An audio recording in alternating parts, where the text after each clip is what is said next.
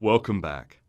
Last week, we looked at how we can use repetition and for loops to make our code smarter and more powerful, and our coding a lot more efficient. Reusing parts of the code that we've already written saves us time. This week, we'll be looking at how we can start choosing which pieces of code are executed in a program by making decisions. In our everyday lives, we make decisions based on the information that we have.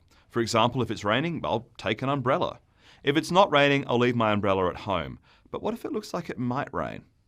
What's the key word here? If. If something happens, then I will base my next set of actions on what has happened. We also follow instructions based on information we receive. For example, if the traffic light is red, I'll stop at the lights. Otherwise, if the light is green, I'll continue to drive through the traffic intersection. In this module, we're going to learn how we can use conditions in our code. By including conditions, we can instruct the program to make a decision about which statements in the code are to be executed without having to rewrite the code each time we run it to rearrange the order of statements. The condition that we define must be able to be interpreted as true or false because the program has to have a definite answer. If the program tests the condition and it says that the statement being tested is true, then the defined set of statements in your code that depend upon that condition will run. Otherwise, if it returns false, the statements will not be executed. The following text is a statement that we use to make conditions in our code. If, parenthesis, test, close parenthesis, curly brackets, statements. Let's use this statement in combination with the rules for traffic lights as an example. If traffic light is red, stop, else continue. To see a real example, let's say that your program can't handle numbers which are negative, less than 0. We check a variable x to see if it's negative, and if it is, we set it to 0. For this example, we've defined 0 as the smallest valid number. If x is less than 0, x equals 0. While we said that the if condition encloses statements in the pseudocode, it can be a single statement as shown above. We start with the keyword if, follow it with a condition that must be true or false in parentheses, and then use curly braces to indicate to the program which statements we want to execute if the statement is true. Indenting, spacing in the statements in an if statement is a great way to make them stand out, so you don't accidentally read them and think that they're always going to be executed.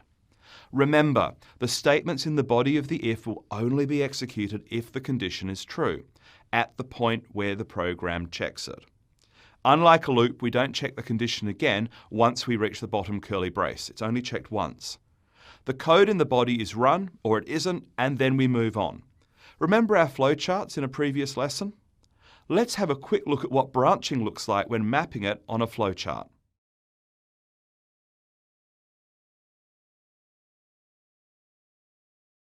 Okay, now we've got that concept sorted, let's try that on some code that we've seen in the previous video. Remember that I said we could just set colour values greater than 255 because processing was well behaved and treated larger values as if they were 255 in the colour range?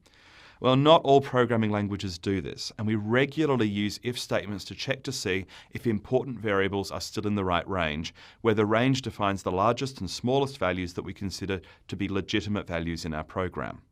We know that the loop will execute 5 times, and that means that coltrack, the variable we use to keep track of how much red we want, is going to move through the values 0, 64, 128, 192 and 256. But this final value is larger than 255, and in many programs this could give us some quite unexpected results when we try to use it in a place where we should only be using 255. We can put an if statement after the coltrack update to check to see if it's still in the right range.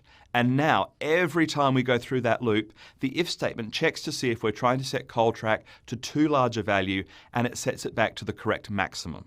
Now you have to know that when there's only one statement, you don't actually need to use the curly braces for the if, but it's a really good habit to get into because it makes the code that may not be executed stand out. And it also lets you easily add code later to the conditional body without getting it wrong. You can have as many statements as you like inside the body of a condition, but always make sure that the condition you describe is something that can happen in your program, or that code will never be run. Here's some more range checking inserted into that program. Now we've said that the red value must be from 0 to 255, but could it ever be any less than 0? Well, let's look at the code. The call track starts off by being set to 0 in a part of the code that must always run because it's outside of any loops or if statements that use conditionals. Then the only thing that can happen to call track is that it can get bigger or eventually be set to 255. The code in the body of the second if statement will never be run, but the computer will still check to see if it should be, which can slow your program down over time. There's lots more to talk about here, so let's get on to the next video.